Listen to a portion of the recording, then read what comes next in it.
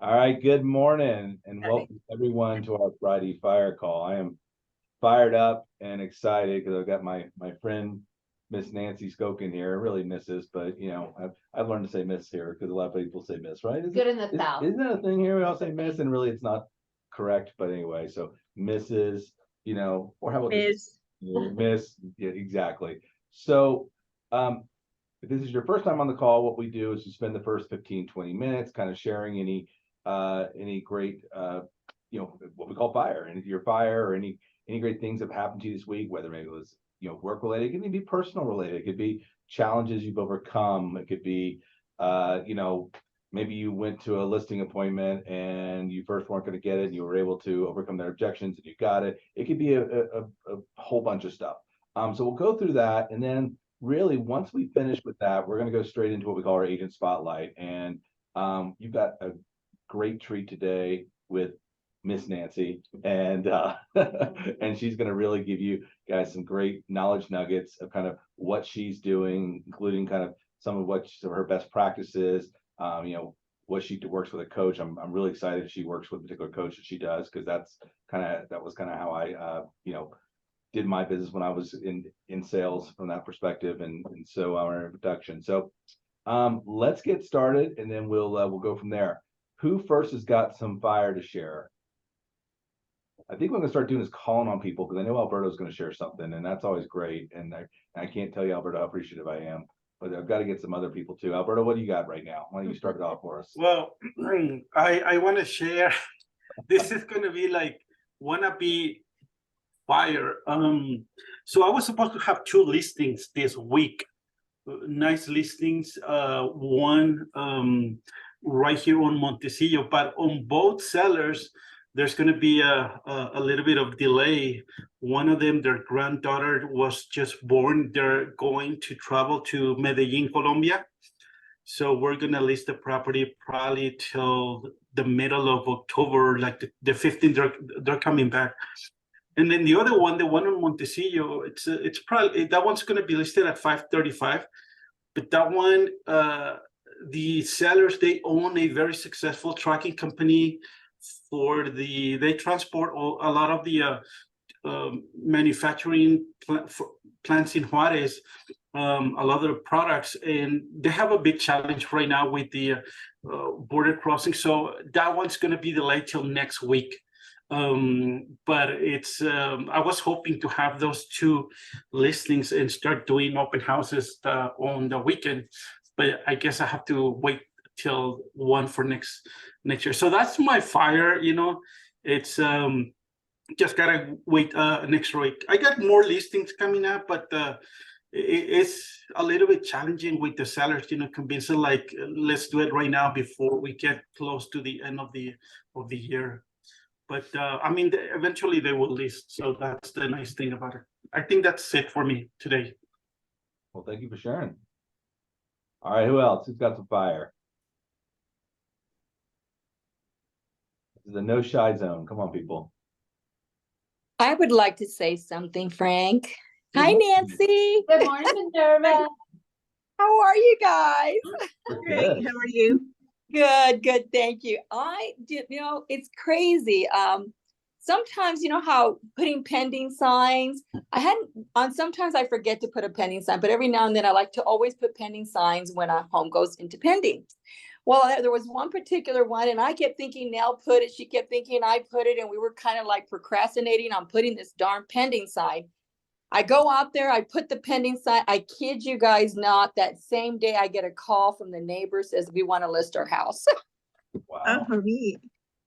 I thought that was awesome. I thought, to me, it's like, get out there, you all put your pending signs. It paid off. So I'm glad we did it.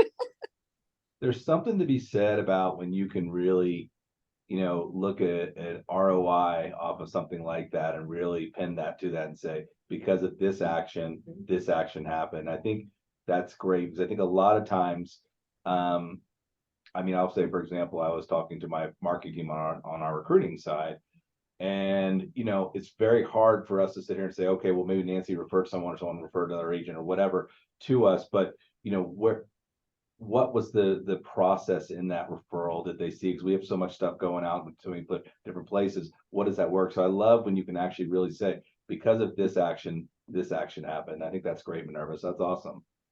Right. Yeah, I was excited. Just And wanted to Minerva, share that. while you're speaking, or while you're talking, any good things anyone needs to know on your new account? Oh God, yes, you Congrats. all. Thank you, Nancy. Yes, I got Rise Homes, all of El Paso. So I'm super excited. They contacted me and they wanted to interview me, and they interviewed several other agents. So it was an honor to have this opportunity. So you're going to see a lot of marketing going out for Rise Homes, and I would love to have home pros, our family, to assist us in getting these homes sold. We have a team now of 5 agents. And so we're working really hard to hopefully get these houses sold as soon as possible. We've got several that are completed and several that are already on cabinet stage. So if you all are looking for homes in Horizon, East El Paso, give me a call. Thank you, Frank. Thank you. That's so awesome. And for those that don't know, we have the Rise accounts for New Mexico also. I believe we've already put in 3 or 4 listings for there, maybe 3. And we have about, I want to say there are about 40 lots there as well. So, and that's with Carlos, who's not with Minerva, but they're on the same team, serving the same purpose. So very excited to have Rise as part of the Home Pros family for sure. Perfect. Yeah. Okay. So I got a quick question for Minerva. That listing that you got because of the pending sign, was that a result for the circle prospecting ideas from the Town Ferry event recently? No. I've always put pending signs on my homes. And so, yeah, and this one we procrastinated because I had thought Nell put it. She thought I put it. So it took like a little over a week before we finally got the sign up. I usually put it up right away. And the minute we did it the same day, we got a call. So it was like God was telling me, get out there and put your darn sign. And it's always, and we're getting off topic here, but I think there's always there are difference of opinions on this. There are some people that don't want to put a pending sign because they think it will deter people from calling or asking questions about it. Right. And then, and so it's interesting, Minerva, that, I think there are probably more people that don't put pending signs than do. At least that's been my take over the last, nearly 30 years. We're talking. Yeah. How you do business. We're aging ourselves. I was 14 when I started. Exactly. Yeah. But it's interesting. I would prefer to get the pending sign and get the listing than get a buyer any day of the week. Right. I agree. I always do them too, Minerva, and I'm going to talk about that today. But yeah, to me, it's a great. You don't have to sell yourself. You've just shown them what you do. Yes. And absolutely. so there's none of that has to go behind it. And so your referral was your ability to do your job. And that's huge. So. Sure. No, absolutely. And to be honest with you, I do have clients that sometimes don't want me to put a pending sign, and I'll let them know ahead of time, and they'll let me, because they're hoping to get a backup. So I guess a lot of it depends, but in the market, because I've got to be honest, when we were selling homes so fast, it was even hard to get signs up there because they were just moving so quickly. But now I think we got to go back to doing things the way we used to do and make sure you get out there and put those pending signs. Yeah. Great advice. Thank you. All right. Who else got some fire? A spark? Anything? I've got some fire. I'll go ahead and share. Yes. I signed up for the John Story coaching, and last week I went to the realtor tour. I'm sorry, the realtor rally. So Jared James was there, shared some really good info, and so I'm really pumped up right now because I know I told Maddie, my gosh, like I just need to stop hearing all the noise and put down a plan that works for me. So I've already, like Minerva just said, you know what, we got to go back to how we used to do things. The market changed, and so I don't want to say we got lazy, but I know I did. So, just kind of going back to basics and setting up, what's going to work for my business. So I've been working on that. And then I have another fire. I was invited. A lot of you may already be part of NARIP. A lot of you may already know about it probably. So I was invited to be on the board. And so 2024, I'm going to be the education coordinator for NARIP. So I'm really excited about that. And you're going to be hearing from me to come to our events and to join us if you haven't. So Oh, congratulations. I'm super excited about that. Thank you. Awesome. Fantastic. Congratulations. I just want to say, keep up the good work on Marisol on those videos that you're doing. I think eventually they're going to pay off. And so they're coming very good. I mean, you're doing very, very nice videos. Thank you. I really, really appreciate that, especially coming from you. I will keep it up. Hey guys, one thing which is really kind of interesting yesterday, I mean, it's silly, but I got a message from PayPal that I had $29.07 from Facebook. And so what Facebook is doing, and we kind of made a joke of it at one of the meetings last time, because there was a reel that we had a screenshot of a reel that Russell Harper personally was getting ready to share, but under it there was a Home Pros ad, and it wasn't that we put the Home Pros ad, it was because it was real estate related, that and someone screenshot or did a screenshot and sent it to me, just kind of silly. Well, that's what I just got paid for doing nothing. I mean, just I'm not out there doing anything other than sharing or doing our own stuff, and maybe it's because I guess I think you do have to have over 5,000 followers, and then because you can only have 5,000 friends on Facebook, and then if you get a professional page, people can continue to follow you over and above that. So that's kind of the new trend versus getting just a business page altogether, because then you can put it all together. So anyway, that's what I have. And anyway, it was monetized, and I didn't realize it was monetized. I remember clicking it and get the email saying they were going to do it, but I thought, well, surely I won't make any money because I'm lucky I get 300 or 400 views on a reel. But anyway, my point, Marisol, is yeah, I would keep that, because there's real estate in rotation. You never know, and you might just start getting money for doing what you're doing in the first place. Yay, some lunch money. Yeah, I know. I was like, what is this? And I was like, having to go through my whole Meta business page, and I couldn't find it. Finally went to my birthday. Like, oh, there it is. So I had no idea. First off, it was a scam. I was like, Right. Why am I getting $29? Yeah, I'm not Yeah. Exactly. Yeah. Who I else? would like to share. Yeah, I would like to share that I had a quick sale. I listed a property on Saigon. It's a fixer-upper. It's been abused, and it became a full-time job for the next few days with 5 or 6 offers that, of course, until we finally made one. And we're going to close on October the 3rd if nothing goes wrong. But I'm going to take Minerva's and go and buy pending signs and put one there. Maybe that'll bring me good luck. Thank you. Oh, good luck. Yeah, Good luck. Minerva are one Tanya. of my inspirations. Alberto too, and Merkel, and Nancy and Frank, and all of you who are on the screen. I really admire you and the support. Really, I think we do better when we work together. Right. We're better together. Better together. That's right. Yeah. Tanya, I want to say something. Do you do any circle prospecting, going like around the neighborhood? I didn't even have time to do that. It was so fast, and so many calls and so many offers that were just flooding me, that in the few days that I had the listing, I didn't have a chance to do anything. So I have a nice letter with some statistics that I think if I give it to you, I share it with you, and you print it out, and you do circle prospecting on that neighborhood, you're probably going to create good interest.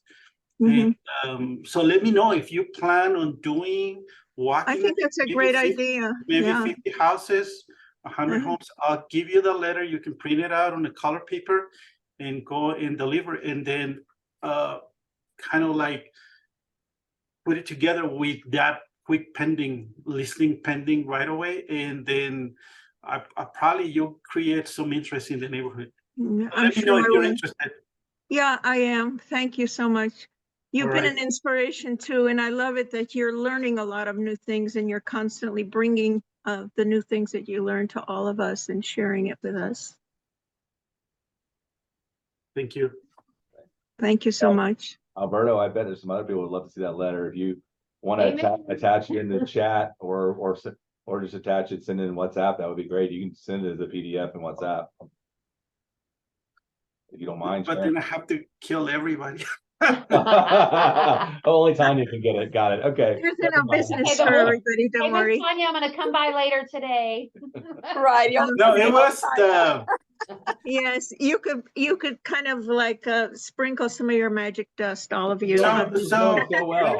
okay, let me ask. So anybody here in the call has a list of potential sellers like you have on your database, and you've been, saving those as potential sellers, let's say for the past 5 years, that at one point they requested a CMA, they haven't sold,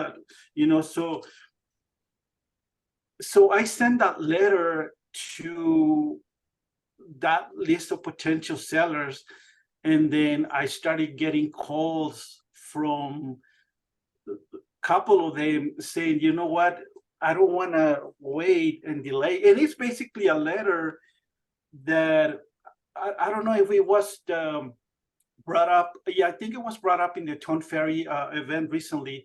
And it's basically that, and this is true, it's a true fact, it's a survey from Cello done on July 31st.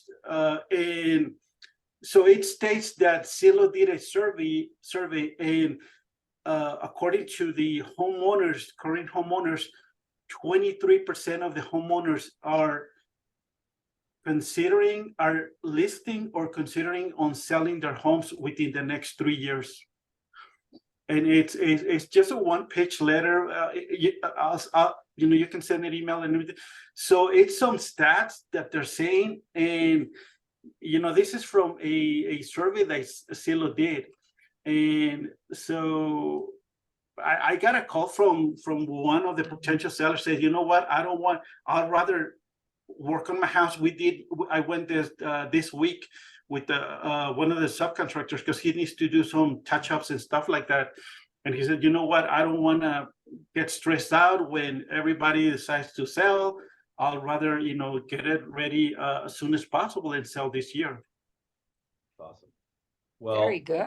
Yeah, that's terrific. So for prospecting, for that database, I think it's perfect. Yeah, I think so. all right. Well, thank you for sharing that. And thank you for not killing us all, Alberto. And we appreciate that. And We're not going to kill everybody. We'll just kill the other businesses. there you go. Yeah. Anyone else? Because I want to make sure we give enough time here for the agent spotlight, but I want to give anyone a chance that wants to share any fire.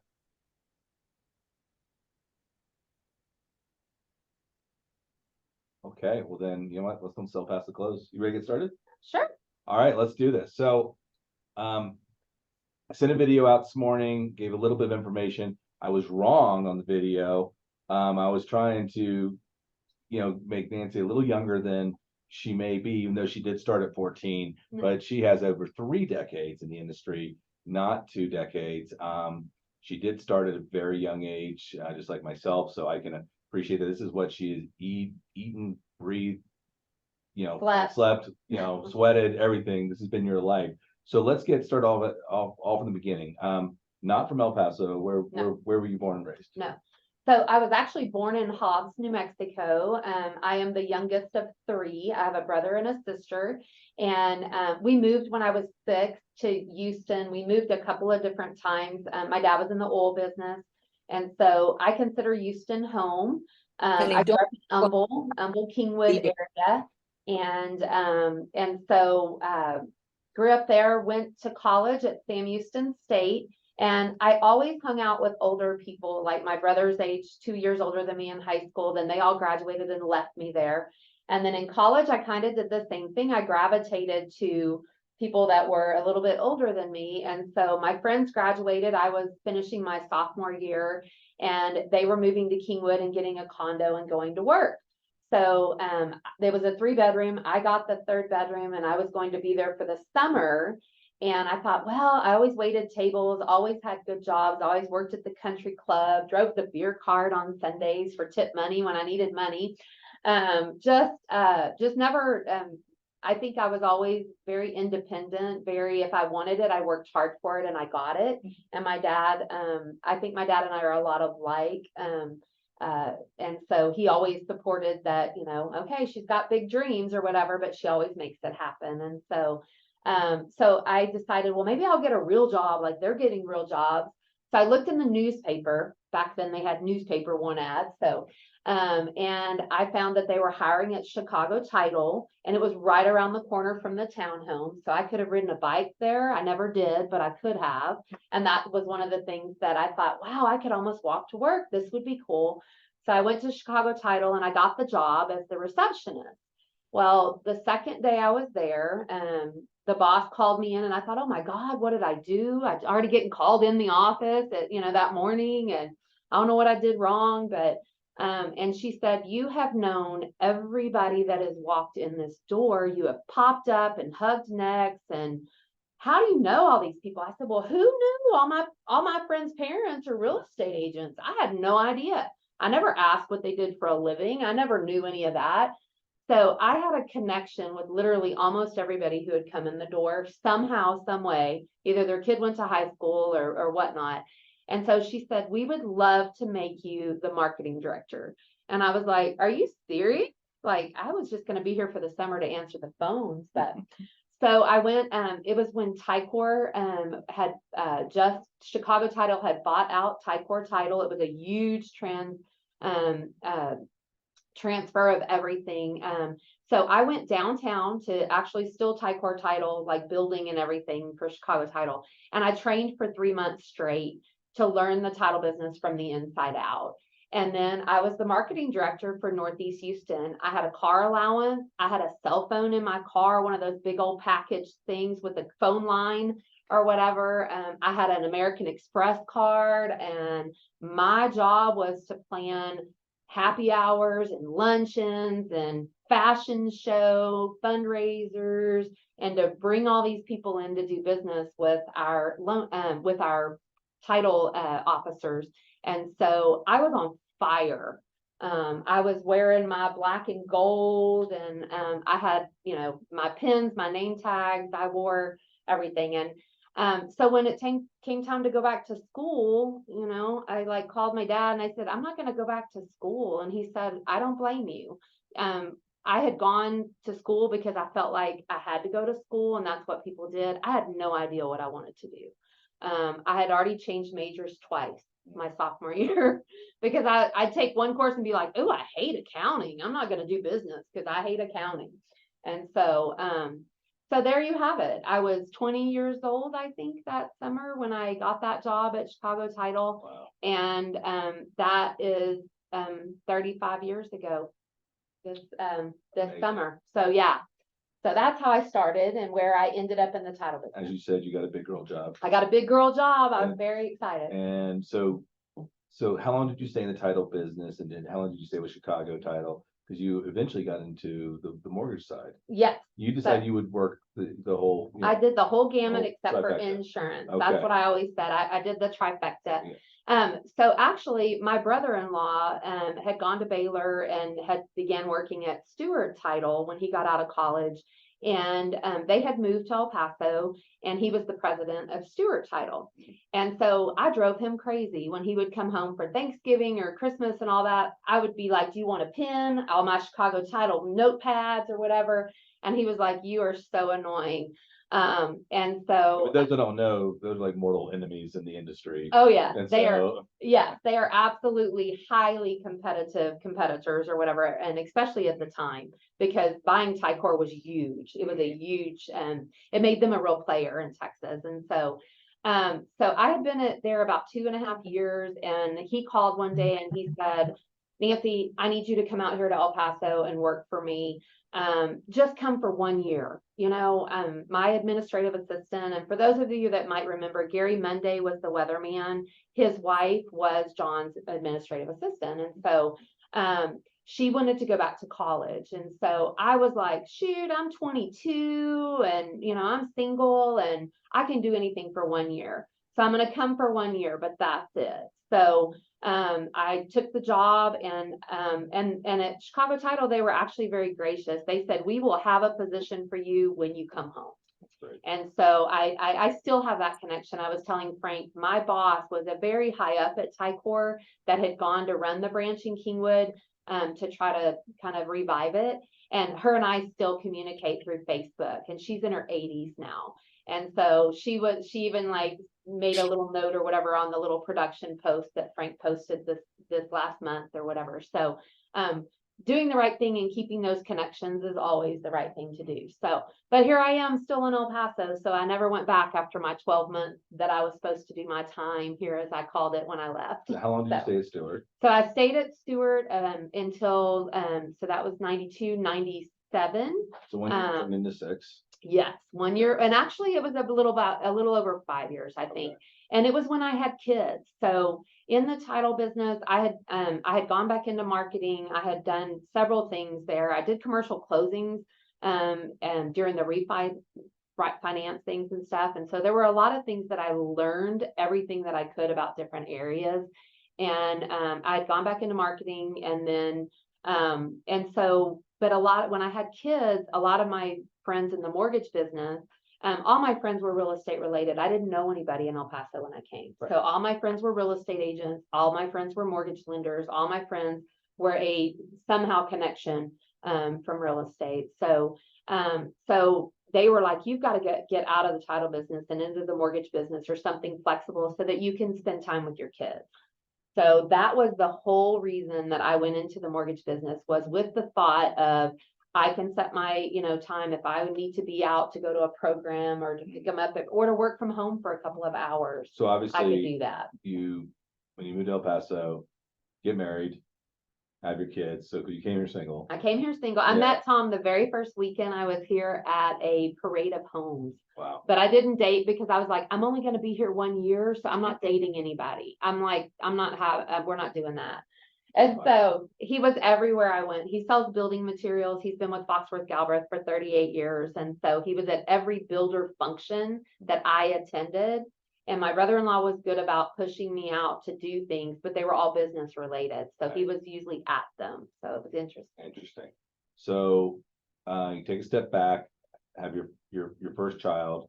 But did you work while you had kids? I did. Okay. I did. I always worked or whatever. And so one of my dear friends took me in at Ann Knutson at Sunbelt National Mortgage. Okay. And she was a precious, really one of my best friends. And she said, and she had been a lender for a long, long time. And so what happened was she took me in, was, training me, helping me to get into the mortgage business. And then within a year and a half, they moved. And her moving to Phoenix left me with her business coming to me instead of going elsewhere, if I could maintain them and keep up the service. And I knew that. I saw that. And I mean, what a gift, really. And so I built that business up, and I opened my own in 2002. And I had El Paso Mortgage Corporation. I was a broker for almost, I guess, 10 years. Because in 2010, when it started getting, super stressful, let's say, and the mortgage business was on its way out. And basically, the big banks were eliminating brokers was their goal. And I refused to work for a big bank. So I came home one day and I told my husband, I'm going to quit. And he was like, I don't think you can quit because you own it. And I said, watch me. And so I let everybody know to find a place to go because I was done with this. And I still brokered loans out of my house or whatever for about 2 years. I had a home office. And it was funny, I got audited every year, and every year I passed in flying colors. It's a matter of organization. And then I just decided that I'm not having heart palpitations in the middle of the night about somebody else qualifying for a conventional loan with good credit. And so I said, I'm done, over and out. So that was it. Is that what led you to get your real estate license? So actually I took a break. So Okay. I have a little bit of a break. So I'm very crafty, very creative. And so I opened a little shop in Placida, Santa Fe in 2012. And I had a place called Bling Central right across from Magic Bistro. I could like literally see the hostess stand out my door. And it was just super creative. I still have it at my house. I have a robot that sets rhinestones off of a computer program. Oh, wow. So basically I could bling anything. And I did. I blinged shirts, I blinged shoes, I blinged I mean, you name it, I did it. That's a new slogan, I think. Right. I was Okay, bling well, anything. most of my friends call me like some young girls and stuff that are now teenagers will refer to me as the bling lady. And that was my name when my boys were in middle school and high school. They were like, and how I named it Bling Central is pretty funny. I have 2 boys. You mentioned that. That I got married and so I married Tom. I'll do that real fast. Let's interface that, Yeah, right? go for it. Yeah, yeah. Okay. So married Tom. Tom's from Colorado. He is also not an El Pasoan, which is interesting that both of us ended up here. But Right. we have 2 boys. Christopher turns 28 today, is his birthday. He lives in Fredericksburg. And then Matthew is 23 and Matt is a senior at Texas A&M University. He hates that. He is graduating in December with a material science engineering degree, and he has a job in January at Los Alamos National Lab. And so he is super excited about that. Wow. Yes, he is on fire. He got his dream One job. of my favorite cities. Yeah. So when I was making all this stuff at home, I used to line it all up on the dining room table, a 6-foot table. And the boys would come through with all their baseball gear and everything, and they would walk and they'd be like, ugh, don't go in there. It's Bling Central. And so when I opened the business, I was like, there's something to that. So they would always avoid my creativity areas and they referred to them as Bling Central. So I had that little shop and it was meant to be a creative outlet to get all that stuff off of my kitchen table. And the rent wasn't that expensive. And it turned into a full-blown business with employees and all that. And that was never my intention. So needless to say, 2 years into that, I was like, this isn't what I want to do. So let's stay on personal, because then I want to spend the rest of the time as much as we can on the real estate stuff. Because you've got some great stuff there. But very active in your church. Yeah. Very active at Texas A&M. You actually pretty much have a full-time job. I assume it's a volunteer job. You get paid stuff, but other than that, and so tell us, just give us a 30,000 foot level, kind of what on both of those. Okay. So I have always been a servant heart person. Even when I was little, I got involved in all kinds of things at an early age. And so I do serve in my church. I go to Calvary Chapel. I've been on the leadership team and led Bible studies on Thursdays there. Facilitate all the different things that happen in any way. My husband and I both greet, and that is like my favorite thing to do because I'm a hugger. And if you're not smiling when I see you, you will be when you leave me, because that's my goal. And so I do that. And he mentioned Texas A&M. So Matt going to A&M was a empty nest syndrome kind of thing, but A&M welcomed me in a very different way. I joined Texas A&M has a mother's program, it's the Federation of Texas A&M Mothers Clubs. They have had mothers clubs since 1922. This is not something that just started, but these mother clubs are to nourish the families and the students and to support the university. Was the mission statement then. It's the mission statement now. So I became organized. There was just something to it. I didn't quite understand it. I went to a meeting. I saw it on the little handout when I took him to school, but there was something to it. So I've been the president of the El Paso Club for 2.5 years. I've been the treasurer for 2 years now. And that club was on its way out when Matt went to school. There were 3 or 4 moms that were older moms that were what we call Ring of Honor moms holding it together. So I got involved. We now have 71 members in El Paso. We have almost 400 kids from El Paso attending Texas A&M at different campuses, some at the Galveston, some Sea Aggies. And so when I got involved, I probably 2 years in or whatever, I was on the nominating committee, and then I was the 6th VP of districts. And then, so I'm on my 3rd year on the board there at A&M. I have board meetings that I travel to, lots of functions. I was just telling Frank, I actually should have been on an airplane this morning, but we had to move our flight to later on today. But tomorrow during the A&M Auburn game, our Federation of Mothers Clubs will be on the field to be honored. We gave $1.2 million to A&M last year in scholarships and student organizations. And so it's something that's near and dear to me. It's kind of hard to explain unless you really look at it as, like 3 weeks ago, our campaign this year is suicide awareness. They're stealing our children. And so I really think it's important that we learn what that means, to talk to people, and that it's okay to not be okay. And what are our children really going through, golly, everybody cries in this chair, don't cry. And We're not supposed to cry. We're gonna cry, we're gonna laugh. We're gonna laugh, yeah. And so that is our campaign this year. So it's a hard one. Last year was fun. Last year was Good Bull. So last year was everything encompassing Good Bull at Texas A&M. And so, but if we're making the difference in kids' lives, and we're giving scholarship money to help families from El Paso for their kids to go to A&M, it's important to me. And so it's kind of been a neat thing, but it's given me an out and a reason to love the university that Matt goes to and that Matt loves. And so it's honestly, it's kind of paralleled. A lot of people probably think, no, it's helicopter mom. It's absolutely not helicopter moms. Trust me, we all have our own thing going on. Most of the time, our children aren't the ones that benefit from anything that we're doing.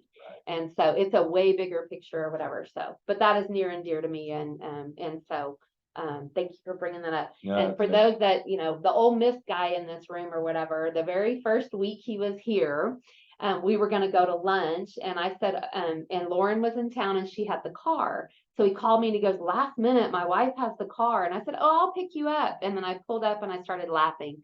I have A&M everything on my car. Mm-hmm. I have Aggie Mom plates on my car. And I said, you want to ride in my car, Frank? And he said, I'm going to ignore the plates and I will get in your car.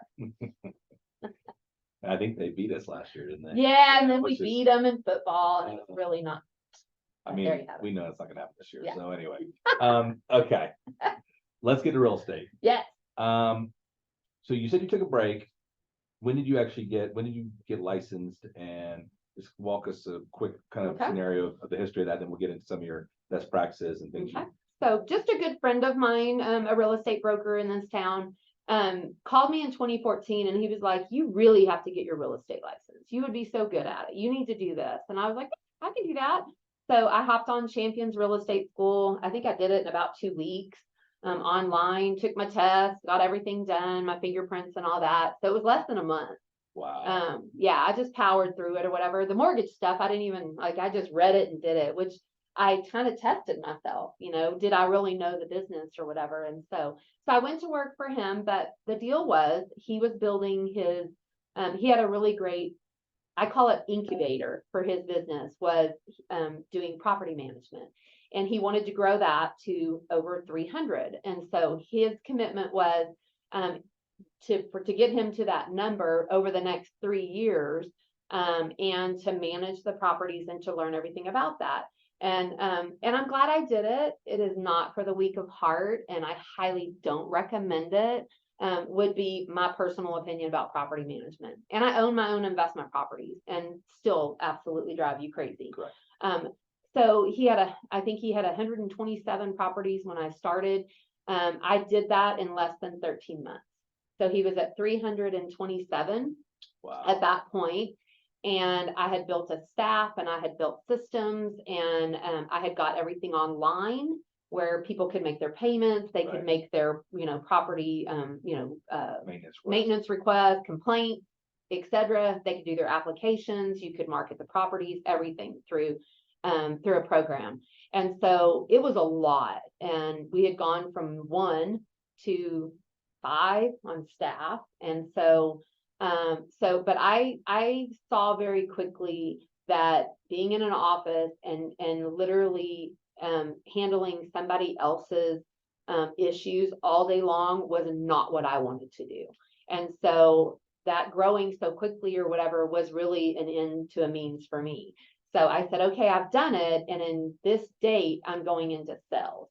And so, of course, I mean, we had an agreement, he had to honor that. And so we found somebody, trained somebody for that 90 days, and then I stepped into sales. But, and I will say at that office, it was very hard because they couldn't separate coming to me for everything.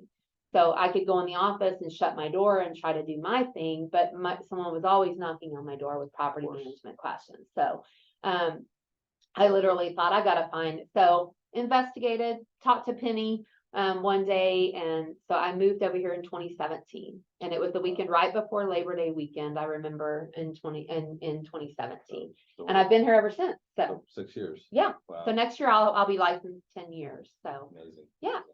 So, when did and you and I have a very similar path. My first, 5 years, 6 years was in property management, and it is a thankless job. Yes. It's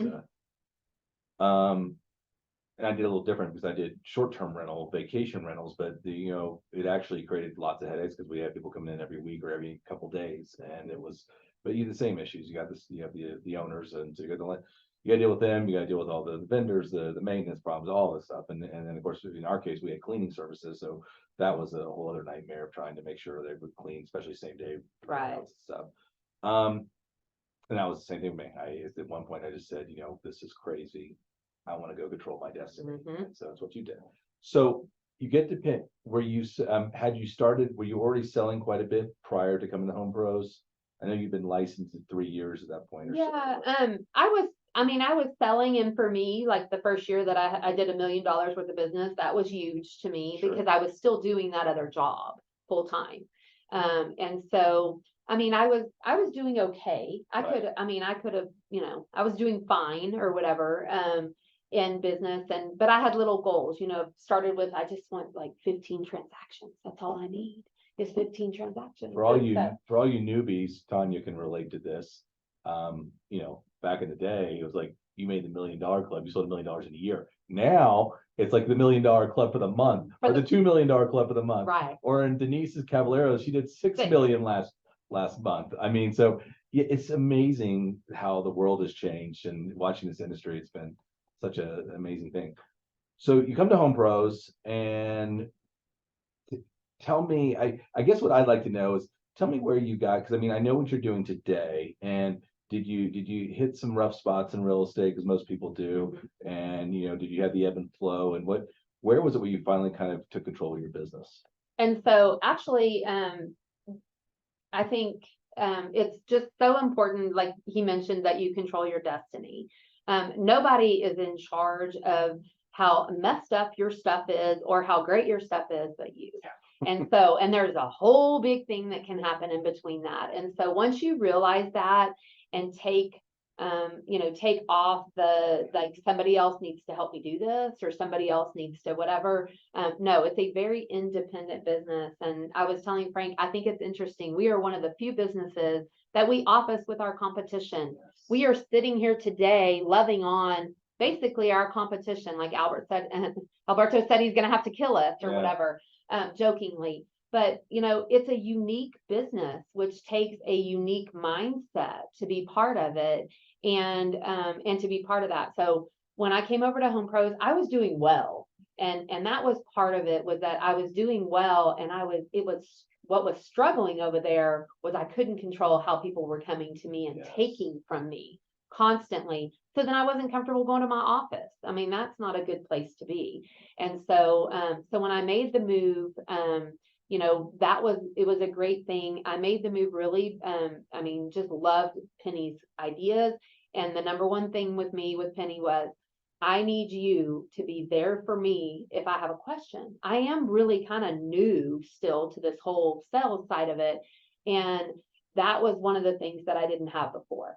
I would get on an agenda. I would get like a 2-day, 3-day out meeting or whatever. And that's ridiculous when you need somebody to help you and you're hanging your license with them.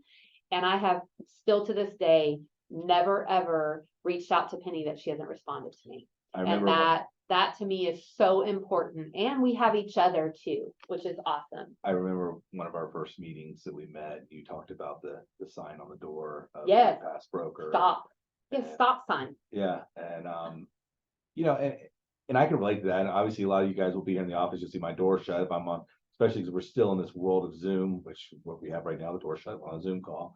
And of course, you know, at the end of the day, I have glass on my windows. People still tapping on the glass, like, are you available? And I'm like, on the phone or whatever. But I think that's one of the. It's interesting that you told me that, because I've always believed in an open door policy, and I think it's I think the downside of COVID is that has changed a lot in our world, because it's hard. Mhm. And like, I can't do a Zoom call blaring with the door open. And so it's interesting how the things have changed, but I can't imagine with a stop sign. Right. I just A can't imagine. stop sign. Yeah. And so that meant come back whenever the go sign's on. There was no go sign, by the way. But yeah, so I moved over here, and I'll just share kind of things that I think are important. I signed up for Brian Buffini probably before I came over here.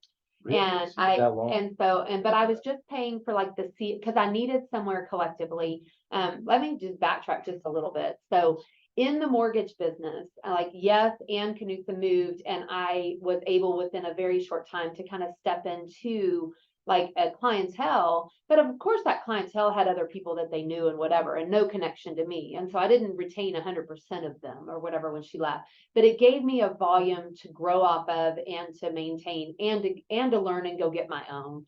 And so by the time I opened my own brokerage, I was at 92% past client referral. I was not asking for new business, running ads. I wasn't pounding doors. I wasn't going to real estate offices asking for business.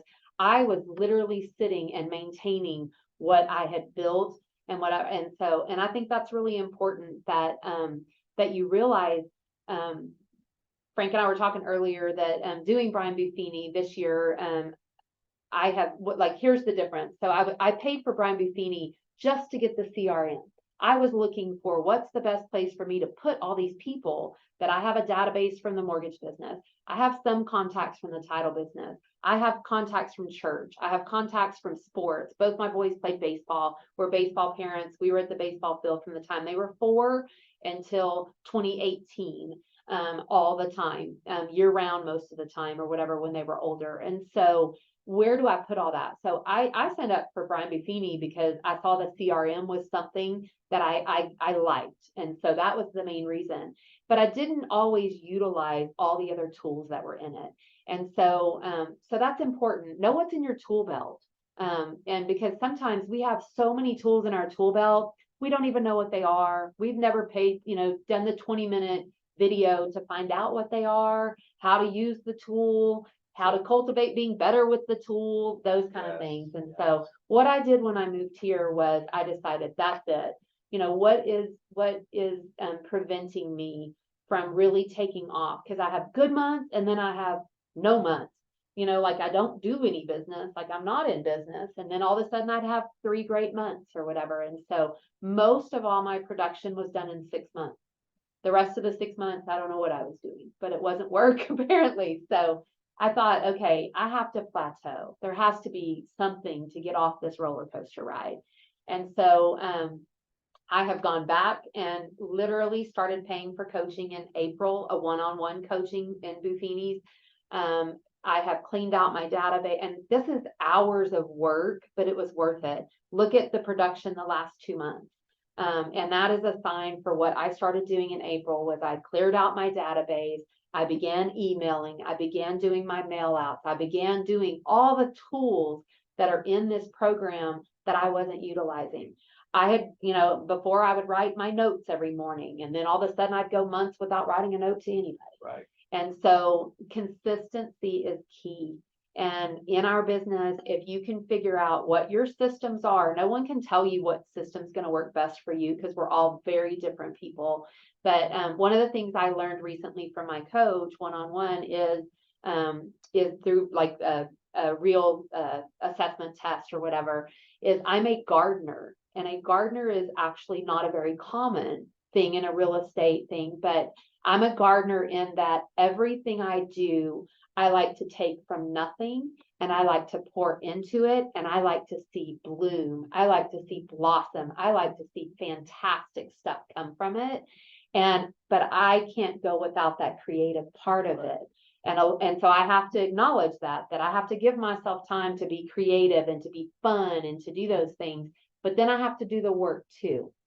And sometimes I have to sit back and know that something may be happening underneath it and I'm not seeing it right now. And I have to be okay with that because it takes time to grow. And so once you kind of learn what your personality is, what your work is, and how you do things, that has helped me to realize, don't get down on myself when something might be brewing and growing and I've planted all the seeds and I've watered it and I've done my job. I need to trust in the fact that someday it'll grow. I was a Buffini mentor, and I'm aging myself, but 2003, 2004. And at the time I was owner of several Remax franchises, and Remax had done a deal with Brian Buffini. And basically what they would do is they said it was a train the trainer type of scenario. And so then we would get people signed up, and we had a couple different programs that something to success. I can't remember what they were, but it was interesting because one of the things that I always taught was that, and it was about, we'd use it talking about farming, whether you're farming a neighborhood or you were really working your target market, your sphere of influence, or whatever. And it was exact gardening piece. Well, you've got to cultivate the soil, make sure it's good. Then you've got to plant the seed. Then you've got to water it. Then you got to fertilize it. And you got to water it some more. And what's happening is things are happening all around, and maybe you're not seeing it in your bank account. Maybe you're not seeing in your activities, but as long as you keep doing that, and I think that goes for anything that we do. But it's such a great analogy, and it's so true, right? Yeah. It's so true. I It love is that. true. So you go to Buffini, and it's like anything else. You do it, and all of a sudden things start happening, and then you fall off the cliff, and you fall off the wagon, and then and there you go. You're back down here again. And you're like, okay, I know what I need to do. It's like, and it's like anything we do in life, right? It's like my weight. Like I know what I need to do. Yeah. But do I choose to do it? Right. For like 3 or 4 days I do, and then I go and eat tacos. Right. Same with El Paso. Right. But the problem I think in our world is in real estate is the people, at the end of the day, every one of us has 24 hours a day, same time. We all put our pants on the same way. It's the people that can learn that consistency and discipline. They're the two words to me that are the most important thing in our business. And you said something so, smart. In fact, I think, now I'm patting myself on the shoulder. I'm not trying to, but I was talking to someone yesterday or 2 days ago. She's on this call actually. And you said, you just got to do what works for you, Right. and you got to be you. And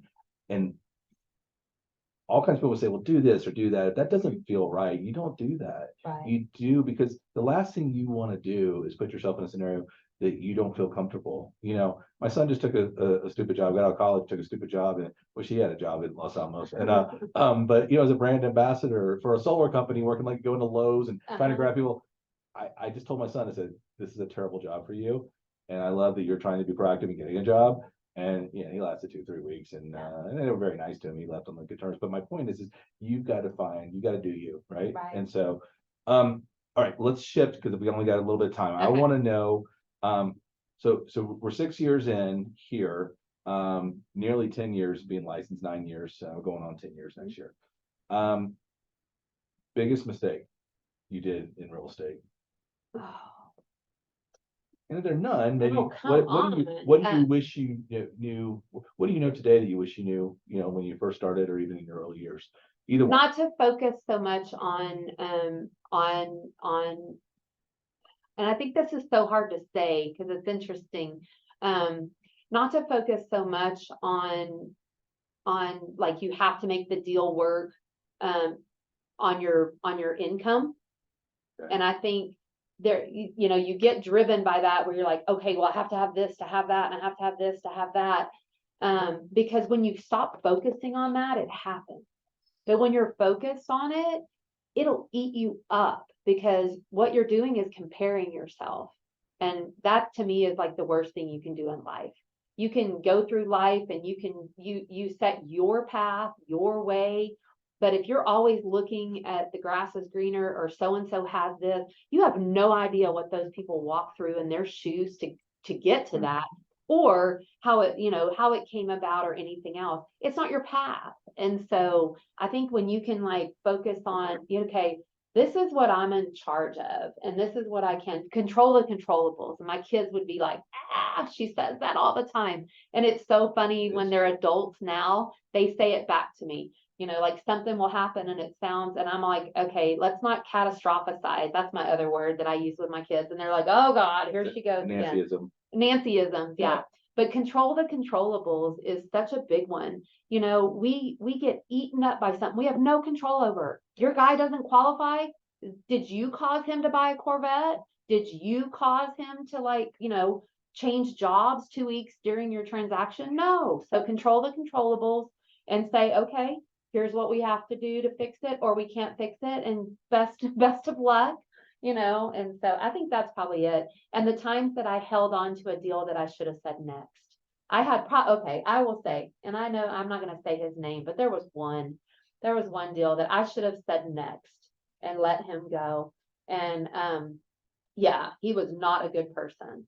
And so took and yeah. And then after the deal tried to turn around and, and yeah, not a good person, and should have never had, you just don't even want your name associated with people like that.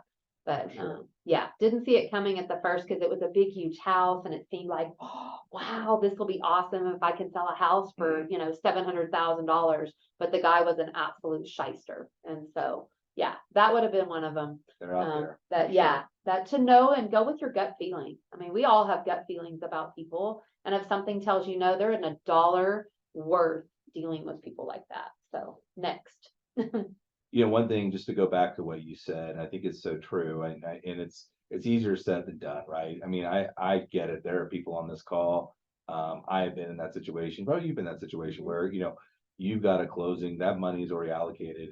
It's money that is a necessity for something or for whatever, and the deal falls apart, and it can be devastating, and it can literally just crush your soul, because you're just like, oh my God, what am I going to do now? And but what I can say is you can focus on maybe to put what I was talking to someone the other day, and they said so well, I can't control the things I can't control, but what I can control is myself. And what I know is that if I set goals, and if I lose something, or if I take a step back, then I got to go that much harder here in the next month or so. Okay, and I think that's so true. And I was talking to my coach yesterday, day before, and we came up with a net number. Home Pros is not transaction based; we're agent based, which is good and it's bad in different aspects. But as far as being a business owner, and my coach and I were looking at saying I need to have a net amount of agents, and I say, of course, that's a net growth per month is great. But what if I have a month that I lose 4 or 5 agents or whatever? We'll go 3 or 4 months not lose one person, and sometimes I'll lose like 3 or 4 people in a row, and I'm just like, oh, oh my God, and there are all these reasons, and why is that happening? Most of them are leaving or relocating or whatever. But it happens. So, let's shift gears, because it's 10 o'clock. This is the one that everyone cries on, so don't cry on me unless you want to. But you've got a rich, really 35 years in this industry, right? For this year, from 35. What I guess it's hard to compare, because you started at such a young age, but in your husband's somewhat in the industry, or at least, and he obviously makes a good living. He's been with you since a very young age. But what can you parlay real estate anything? Say, what has this given your life? I mean, obviously friends, relationships. I mean, really, it's been your life, right? Yeah. So could you see it doing anything different now? When you're 20 years old? No. And it's funny, because I still say I don't know what I want to be when I grow up or whatever. My family always laughs at that, and they're like, well, she'll find something to do or whatever. So I will say on that note, that it's super important that yes, have your systems, whatever your system is. I'm going to say one of the biggest things is commit 1 hour a day, 1 hour to do what you know you need to do. And that's huge. Once you start doing that, you'll be amazed at what you can do in 1 hour. Like, how many notes can you write in 1 hour? A lot. Pretend you're in 7th grade. You could write notes in less than an hour. I would challenge right? you to 2. That's what I Yeah. always say, but 2. But Even if you start with 1, then that's but great. Start with 1. Yeah. If you're doing none, start with 1. But if you start with that, and then be sure to reward yourself. You know, we work hard. Everybody, you know, I mean, we work very hard. And if you don't reward yourself and all you ever do is work, you will burn out. There will not be joy in this job. And so I love it, you know, when people say, oh, you're a realtor, that must be nice to just drive around and look at people's houses all day. I'm like, yeah.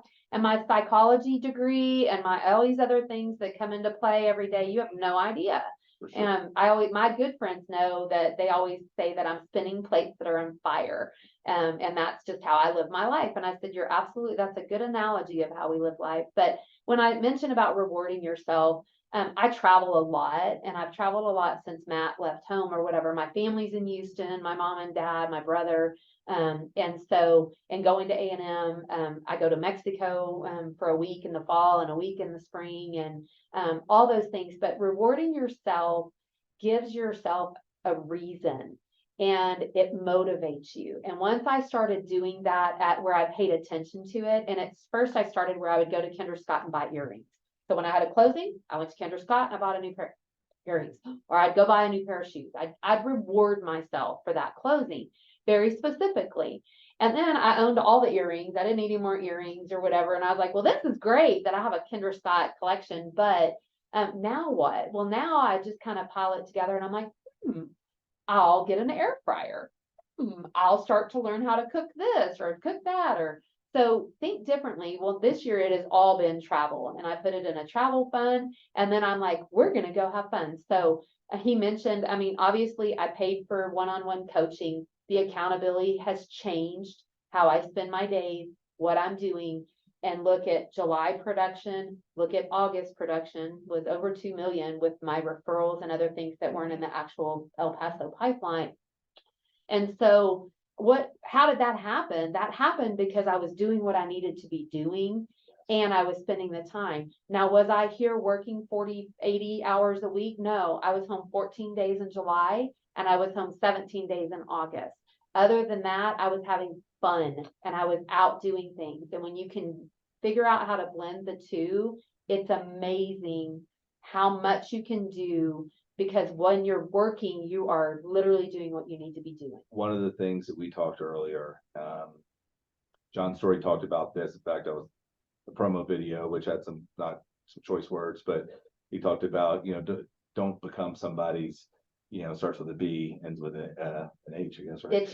Yeah. But and the guy goes, I don't want to be someone's, and I'm tired of being someone. And I think the beautiful thing about what you've been able to do by really building your sphere of influence and by referral only through the Buffini and really kind of taking control of your business, you get a lot more flexibility. And, you know, when you guys right now, when, you know, Nancy's not working, every relationship she worked is either it's either warm or it's lukewarm, because it's lukewarm means it was brought by referral, but it was at least like, you got to use Nancy, she's great, she's my friend or whatever. And that's a huge difference when you are trying to constantly cultivate new relationships, or you're buying leads. Because at the end of the day, you having a 20-minute phone call with someone that's brand new that you've never met before, you know, you're not going to have that same.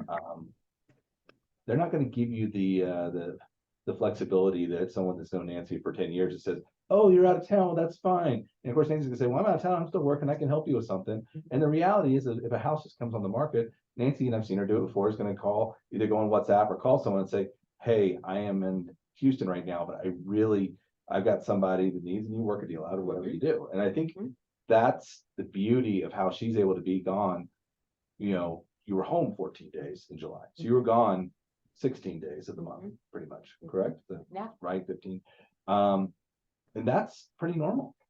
So do you had a good month of July, a good month of August. Do you feel like you're going to continue with that, or are you going to have are you still trying to kind of nurture some things, and there's still things that are, you know, what does September look like, I guess? Yeah. And so, I will say, I mean, it's okay. It would have been, I mean, well, now coming off of the other, it's like only 2. Oh, Yeah. and they're decent deals or whatever, so the numbers won't be horrible. But the market is changing, and I think we all have to be realistic about that. Houses are sitting, how many things are on the market, how many open houses, how many things aren't getting showings at all that are on the market. And just talk to your, sphere of influence in the business, and they will all probably say the same thing. Something, I mean, it's definitely something is happening or whatever. It's almost like we're on spring break and everyone's out of town, but it's not, it's September and we're not on spring break and everyone's in town. And so, there was a lot just like over last weekend and stuff that I thought like would have had a ton of activity and things like that. And it's not happening. And so there's a shift. And so be ready to ride that out, but all the more that you should be like stopping by. Like I came from Greenery yesterday at lunch with a friend, and I just bought 6 extra muffins and I put them in different bags. And I went and visited some of these people who want to sell their homes, but they're older people. They want to move near their family, but they're just not ready yet. Right. And so instead of going, well, I'm going to wait on them to call me in December, like they said they would, I just popped by yesterday and said, I was at the Greenery and I don't know why I was thinking about you. So I brought you a blueberry muffin.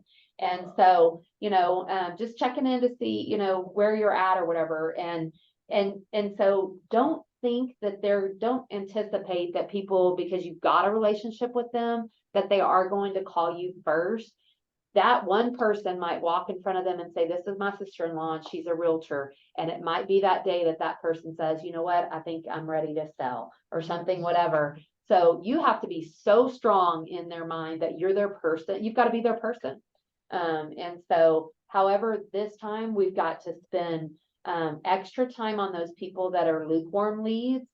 Spend some extra love on them during this time, because they might get to that point shortly or whatever. And so I think that would there definitely something is changing. I'm kind of a little like, okay, I don't know what's happening in October at this point. I normally would already have things going, but it's not to say that, last month all that stuff was in the works immediately either. A lot of it was cash, quick close, had no idea. And so, but don't be discouraged and think this is time off. Actually dive deeper in when you've got that. And that's, I think, one of the things that agents do. We're all, I don't know about y'all, but I'm ADHD. I am sure of it. And so when something like that happens, I'm like, oh, well, we didn't have anything to do. So I was at Topgolf, or I was at wherever. And so don't let yourself fall off of that routine that is keeping your business. And I think that's so important that, cold calling people and leads that don't have a connection to you versus being referred by somebody who likes you. You just can't compare the two. No, you can't. And I want to real quick play off of Minerva. So I had 2 deals in the last 2 months that were because of my sign. And so they were sign call deals. So my sign went up. I put my pending sign on it. 2 days later, the neighbors called across the street and said, we're not selling our home, but we want to talk to you. If we did, we have somebody who sold us our house, but they couldn't remember his last name. But when I met him, because I said, you have an agent, I can't talk to you. And they were like, we don't even know his last name. And I was like, okay, well then we can talk. They listed their home and closed last month, and they ended up moving back to Ohio. The other one is another big one that I did, that the neighbor came across the fence and said, do you recommend this Nancy person that has a sign in your yard? And so I call him Mr. Wilson, the over the fence thing. And so you never know what that's going to do. That's wonderful. Be sure to be cultivating around where your activity is, because that's important. Absolutely. So I'll say one thing, and then I want to open it up for comments or questions. We are at, sorry. No, it's great. It's great. Nancy's 1,000% correct, if there's even such a thing, because, and David Knox says this all the time. I tell you guys have heard me say this to you. It's like, you don't even really have to be so good at what you do, but you've got to be there. Being there is 90% of it. And so she was there with the blueberry muffins. She was there, with the signs or whatever. And that's the key.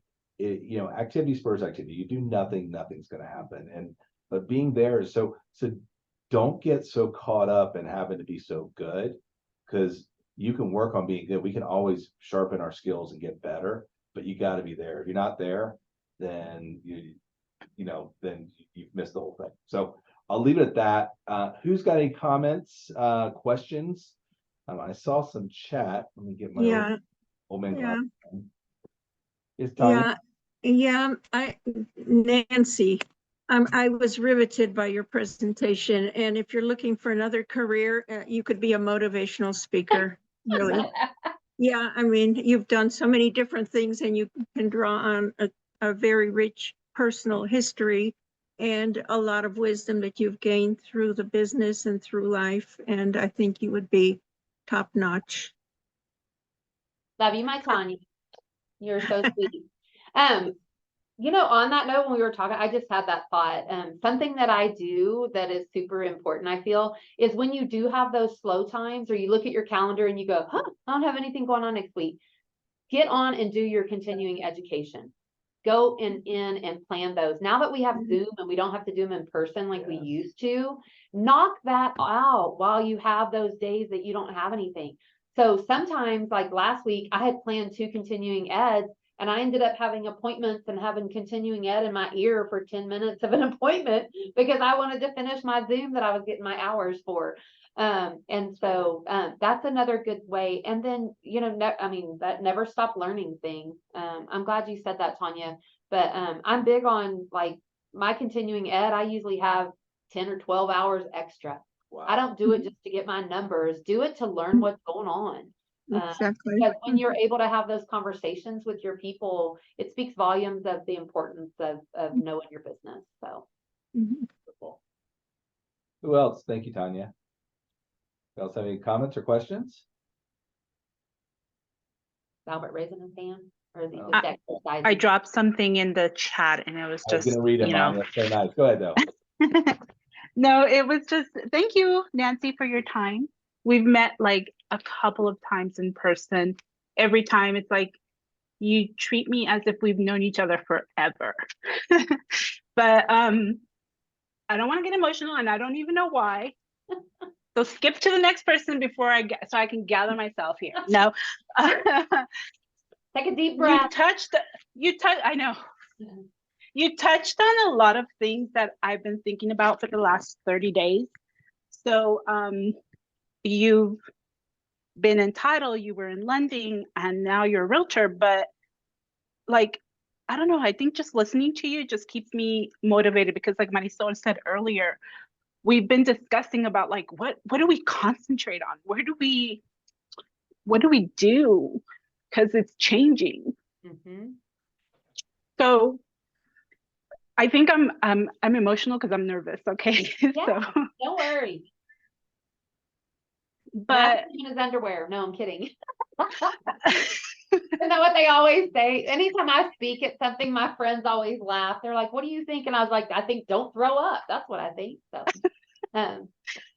but I'm gonna try not to throw up. Yeah, no, but you know what? Everything is changing, and it is scary especially when you've stepped into this career in the last couple of years. I can't imagine. Yeah. I mean, they're saying that, how many are leaving every minute or something. There's a number out there this year, but focus on who you can focus on. Like, who is your sphere of influence?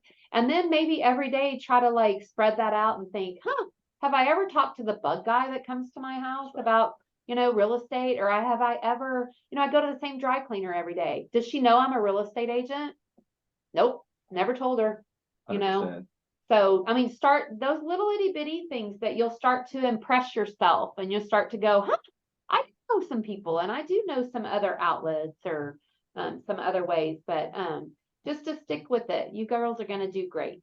Jose Baez, when we had him speak, he talked about his 7-Eleven encounter that turned into 7 sales, and Wow.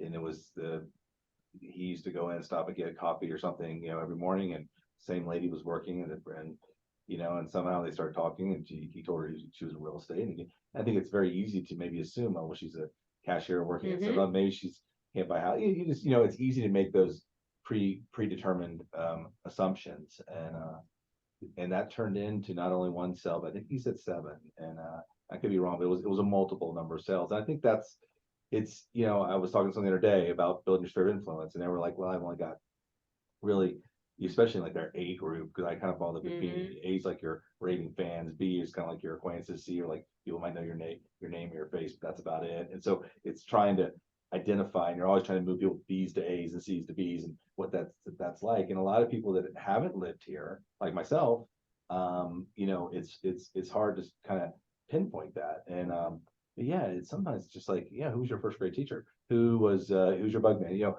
it's going back and really pulling out all these things. And the beautiful thing about that is social media gives us that opportunity now that, you know, many of us, especially when we started, we didn't have that opportunity back in the day. It was really trying to find a phone number or trying to find an email address, right? Right. So that was very different.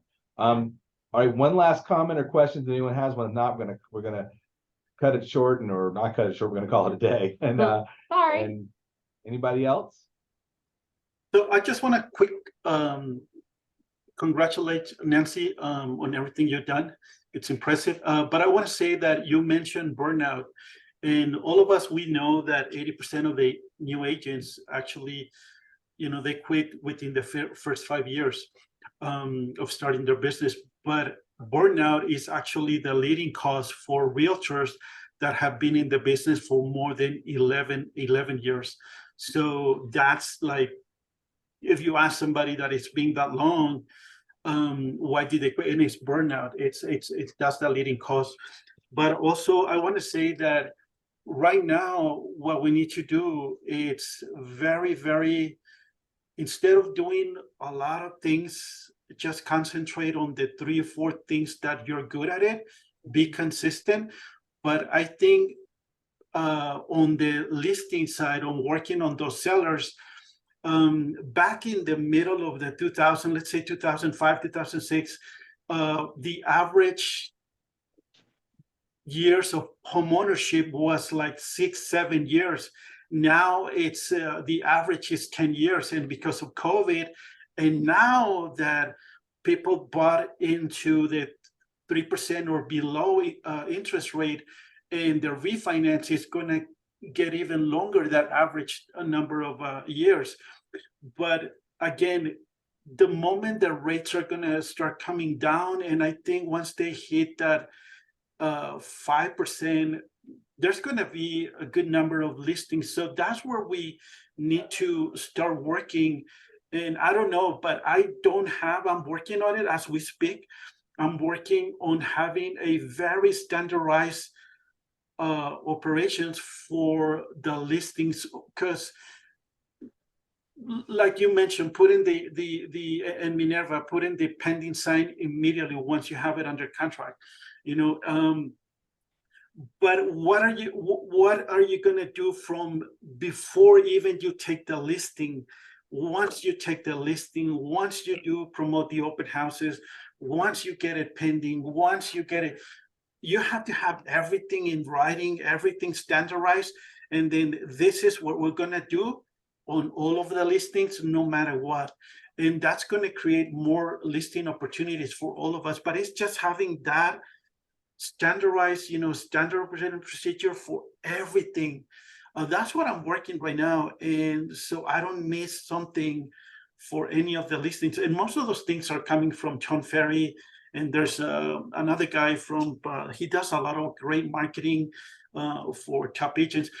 But because I think there are going to be a lot of good opportunities coming up, you know, probably towards the end of the year in the following years, for sure. Yeah, Alberto, that's so important, is to have systems. And John's story, I mean, he's built his whole business off of systems. You have to have systems that work for you. And Frank and I talked about that.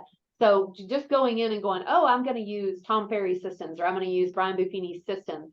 That system may not work for you particularly. Right. So, but you've got to understand that the concept of it is there. So you put your systems in place. So what works for you? I mean, if you're not going to reach out to somebody the number of times that their system says, why are you putting it in your system? Because you're not going to do it.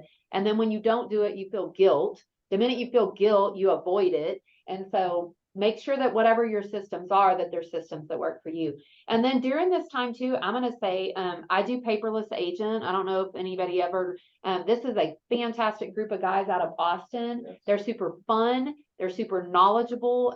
He came from a career in California that wasn't real estate, but as far as media and all those kind of things or whatever, they have free videos out there. You know, arm yourself with all those tools. Like we said, know what's in your tool belt.